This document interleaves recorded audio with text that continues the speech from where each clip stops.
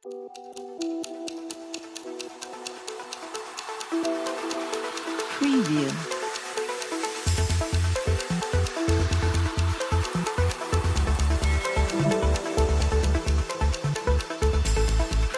बिस्मिल्लाहिर्रहमानिर्रहीम। अस्सलामु अलैकुम वरहमतुल्लाहि वबरकातुहू। औकात टीवी में अब्दुल जब्बार अंसारी आपकी खिदमत में हाजिर है। गुज़श्ता चंद दिनों से सियासी माहौल काफ़ी गर्मा गर्म चल रहा है। अब पीटीएम ने कौमी सलामती कौंसिल का इजलास बुलाया और अब पीटीएम की ये कोशिश थी कि किसी तरह को नुक्ता मिल जाए, हमें एस्टेब्लिशमेंट से हमें कोई सहारा मिल जाए जिसकी वजह से हम इलेक्शन को मुलतवी कर दें, क्योंकि इलेक्शन से इसलिए भाग रहे हैं कि अब उनको अपनी हार वाज़े नज़र आ रही है।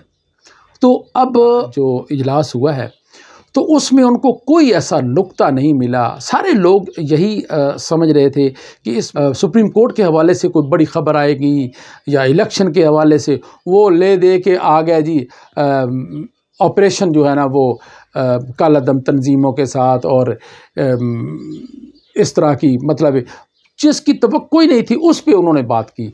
बात यकीनन की गई होगी क्योंकि वहाँ कैमरा ले जाने की इजाज़त नहीं होती, बस एक शॉट लिया जाता है जो लोगों को दिखा दिया जाता है, लेकिन वहाँ इसकी रिकॉर्डिंग नहीं होती। तो उसमें बड़ी कोशिश, नेशनल सिक्योरिटी काउंसिल के इजलास में बुरी तरह इनको नाकामी हुई है। पीटीएम की हुकूमत को वो चाह रहे थे कि शायद सुप्रीम कोर्ट के ख़िलाफ़ कोई नुक्ता मिल जाए, लेकिन लगता है कि एस्टेब्लिशमेंट वालों ने भी कोई इजलास किया होगा। वहाँ भी ज़ाहिर है कुछ समझदार लोग तो होते हैं ना, हर जगह भी समझदार भी होते हैं, बेवकूफ़ भी होते हैं। तो उन्होंने ये कह दिया होगा अपने तौर पे कि जनाब पीटीएम हुकूमत नाकाम हो चुकी है, लिहाजा इनको बिल्कुल किसी किस्म की सपोर्ट करने की ज़रूरत नहीं है। देखा जाए तो इनको लाने वाली भी तो एस्टेब्लिशमेंट ही है ना। तो एस्टेब्लिशमेंट को नहीं पता था कि ये कैसे लोग हैं। पहले तो लोगों को सबूत दिए गए कि ये बड़े करप्ट हैं, ये चोर हैं, और उन्हीं चोरों को फिर लाकर मुसल्लत कर दिया गया, जो कि पहले भी इनके तजर्बात नाकाम हुए। अब देखें कि ये पूरी, जिस तरह 1997 में सुप्रीम कोर्ट पर फिज़िकली हमला किया गया, उसमें अख्तर रसूल थे और तारिक अज़ीज़ मरहूम थे। वो तारिक अज़ीज़ की एक तस्वीर भी लगी थी अखबारात में जहाँ वो सुप्रीम कोर्ट की तख्ती को वो है ना वो उखाड़ रहे हैं, उठा रहे हैं, तोड़ रहे हैं। तो इस तरह का अब भी इनका यही प्लान था कि इस तरह किया जाए, लेकिन लगता है कि इनको कोई सपोर्ट नहीं मिली। जिस तरह के जब नवाज़ शरीफ ने हमला किया था तो हमले से पहले उनको थोड़ी सी सपोर्ट मिली थी कच्ची पेंसिल से कि वी आर विद यू। जब उन पे आन पड़ी मुसीबत तो फिर उन्होंने कहा जी किधर है वी आर विद यू वाले, उन्होंने कहा जी खुद ही निबेड़ो, अपने मामलात खुद निबेड़ो। तो भाई ये सूरत हाल, अभी ये इस तरह की फ़ेवर लेना चाहते थे लेकिन इस तरह की कोई इनको फ़ेवर नहीं मिली।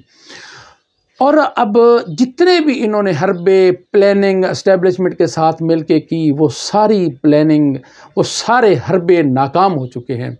अब एक नुक्ता और मेरे जहन में आ रहा है कि जब 22 अप्रैल को पंजाब की असम्बलियाँ तहलील होने को 90 दिन हो जाएंगे और 27 अप्रैल को केपी के असम्बलियाँ तहलील होने के 90 दिन मुकम्मल हो जाएंगे, तो इलेक्शन इनके बाद हो रहे हैं।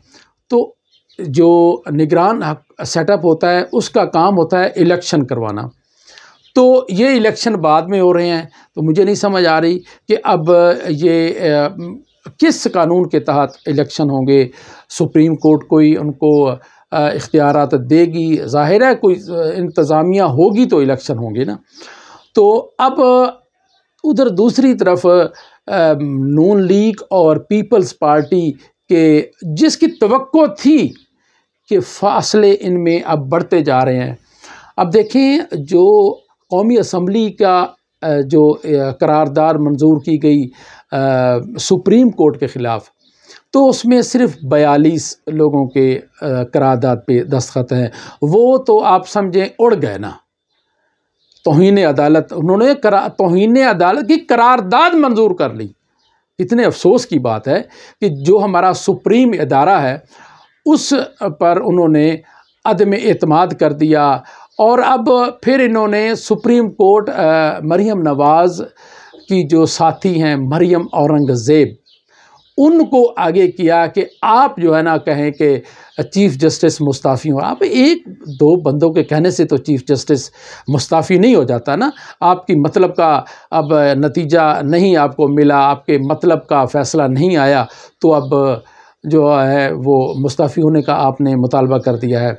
उधर सदर आरिफ अलवी को जो बिल भेजा गया था उन्होंने भी दस्तखत नहीं किए, उन्होंने भी समझे मैड़े फेर दिए हैं। अब इनको कोई रास्ता नज़र नहीं आ रहा कि किसी तरह ये इलेक्शन से भागें। भाई भागना है तो आप वैसे इलेक्शन में हिस्सा ना लें, बाकी कौम को तो ना परेशान करें। सारी कौम महंगाई की दलदल में फंस चुकी है और हुक्मरान जो हैं वो मज़े ले रहे हैं। परेशान कौन है? अवाम है।